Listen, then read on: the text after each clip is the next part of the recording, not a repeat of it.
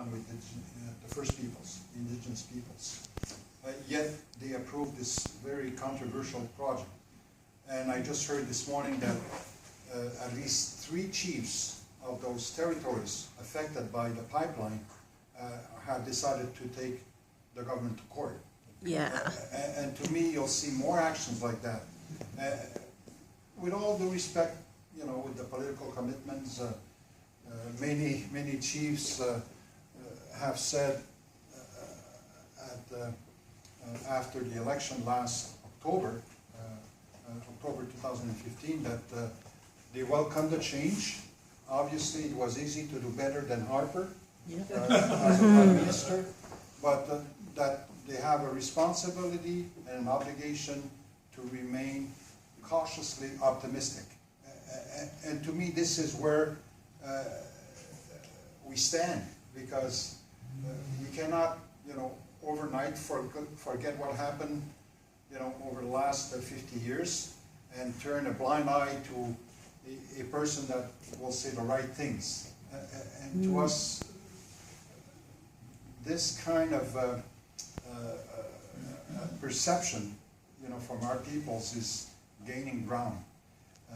Last week, I was in Montreal, and along with some of our chiefs from Quebec and Labrador, with other chiefs from the Plains, from the West Coast, and even some leaders from the southern parts of the border have signed on to a treaty alliance.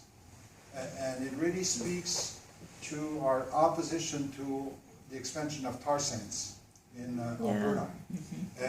So that development alone has impacts in the United States. So it is important that we grow in terms of, you know, I guess, firming up our opposition, but it is also a responsibility for us to be understood as to why we take the position that we do. And I know that President Archambault from the Standing Rock has welcomed peoples from all over the last 3 weeks, and I know there's a very tense situation as we speak to you today, because we have some of our peoples that have gone back because they want to sort of, they want to be there in support. They want to be witness to how the Sioux Lakota are taking a stand, and for the right reasons.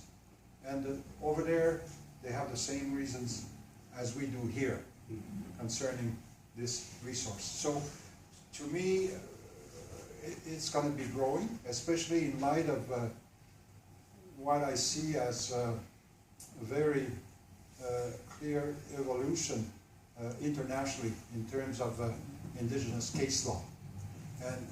And it says a lot about how the obligations of governments should align with court decisions at the international level. But the problem is the failure for governments to live up to that. And that's why we're here today, because with the intention of at some point, having the governments react the way they should.